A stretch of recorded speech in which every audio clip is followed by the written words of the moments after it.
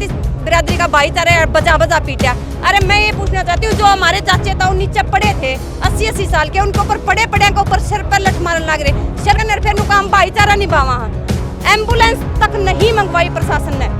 Ambulance भी हमने खुद उठा कर ना अपने सिर और टांग हम खुद डाल के आए गाड़ी में। हमारी सरकार की गलत नीतियों से लड़ाई है। वह सरकार चाहे बीजेपी हो, चाहे जेजेपी हो, चाहे कांग्रेस हो, कोई भी सरकार गलत नीतियां लागू करेगी, उसके खिलाफ लड़ाई लड़ते रहेंगे।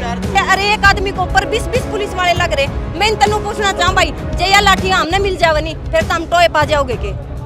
टोए पा जाओगे के? अरे ये बार 2 महीने हो गए बैठे ने सरपंच ने, बता दो ना बबली कौन सा गांव में गया, कौन सा गांव में गया, मुंह की खा के आया है। और ईब दोबारा जाओगा नहीं तो मैं बताऊं ना, जूतियां की माला लगी उसके गले में कदे वो सोच रहा हूँ अपने। मैं यूँ पूछना चाहूँ इस प्रशासन से, इस खट्टर साहब सर बबली से, भाई जब तूने बातचीत नहीं करनी थी तो तूने यहाँ पर बुलाया ही क्यों? और जब हमने कॉल दे दी उसके बाद अगर ये बातचीत के मूड में नहीं था, ये बोला भी मैं बातचीत करना चाहता था, फिर वाटर कैनल इतना प्रशासन किया कर रहा था। अगर इसका सदुपयोग होता तो इस भारत में A1 स्कूल और यूनिवर्सिटियाँ होती। प्लानिंग है पूरी, बिल्कुल प्लानिंग थी। A1 यूनिवर्सिटी और स्कूल होती। अरे ये 36 बिरादरी का भाईचारा है, बजा बजा पीटा। अरे मैं ये पूछना चाहती हूँ, जो हमारे चाचे ताऊ नीचे पड़े थे 80-80 साल के, उनके ऊपर पड़े के ऊपर सिर पर लठ मारने लग रहे। सिर पर लठ मारने का किसने आदेश दिया है? कौन से संविधान में लिखा है आप सर से धड़ से ऊपर लाठी चार्ज कर सकते हैं? हम कोई गोला बारूद ले रहे थे भाई। अरे फिर उससे भी बड़ी बात, मार कर फिर काम भाईचारा निभावा। एम्बुलेंस तक नहीं मंगवाई प्रशासन ने।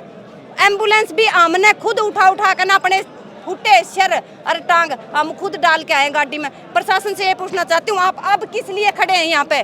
दोबारा फिर मारने के लिए?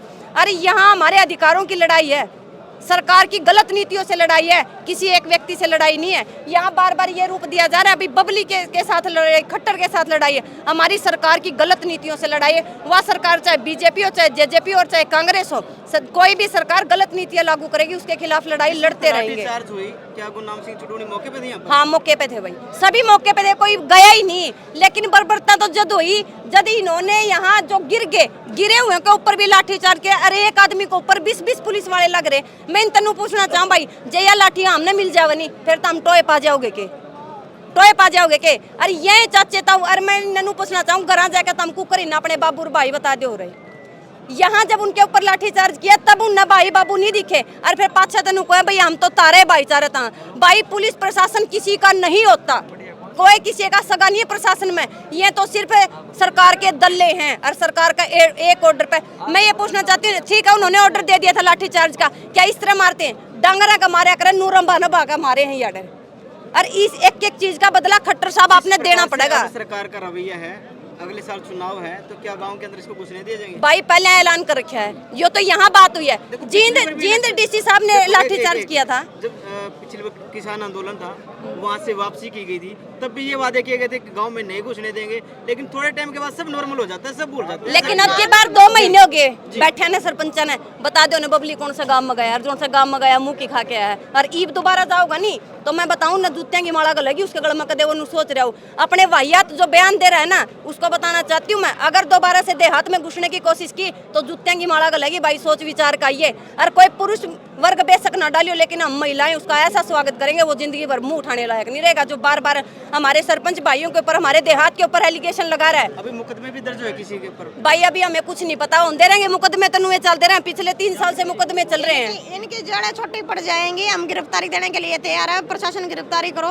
अगर खट्टर साहब की जेल इतनी लंबी होना कि हमें अंदर रख सके, भाई हम भी दुखी हो रहे हैं। इन हम कम से कम जेल में शांति था, सुख चैन था तो बैठ जाएंगे। ये गामा में कह रहे ना कि भी सब कुछ नॉर्मल हो जाता है, तो भाई 750 किसान हमने खो रखे। 20 तारीख ने दिल्ली कुछ भी करेंगे, संसद कुछ करेंगे, संसद पर जाएंगे। किसान चैन से नहीं बैठे हैं। जिस दिन का इन किसानों के साथ जो झूठा वादा करा था आज तक वो पूरा नहीं करा, लेकिन किसान चैन से नहीं बैठे। 20 तारीख को संसद कुछ भी करेंगे। अरोड़ा भी सरकार की यदि कितनी लंबी जेल हो, कोई नई धारा बनाकर लेकर, ये की बार तो हम सरकार तक कह रहे, क्योंकि मैं तो पूरा नहीं होली। 48,000 मुकदमे हरियाणा के अंदर है, कोई ऐसी धारा नहीं बनाकर लेके किसान डर जावे। किसान डरने वाले नहीं है। संसद के ऊपर जाओगे, चाहे लाठी चलाओ और चाहे गोली चलाओ और चाहे कुछ भी चलाओ। हम तो ये कह रहे प्रशासन वाले भैया ने भी याद है भी हम उठ कर नहीं जाएंगे जब तक हमारे सरपंच भैया का समाधान नहीं होता, जब तक उठ कर नहीं जाएंगे। अगर दम है तो अपनी बंदूकों में गोली भी भरकर तैयार रखो, हम पीछे हटने वाली कौम नहीं है।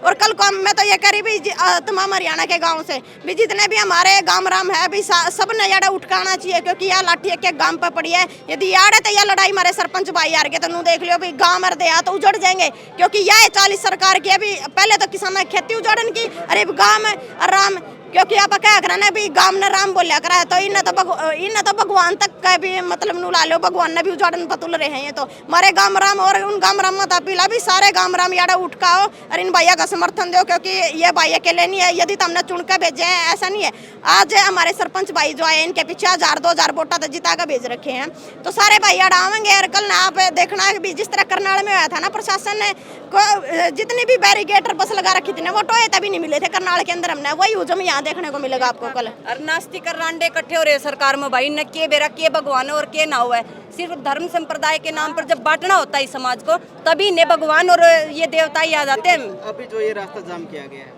इससे पूरा चंडीगढ़, पंचकूला यहाँ तक कि शिमला तक के लोग परेशान होंगे भाई। इसका जिम्मेवार किसको मानते? डेरा पटन जो ने खट्टर ने करवाया यो, खट्टर बातचीत करता, हमने किस लिए रोड जाम करना था।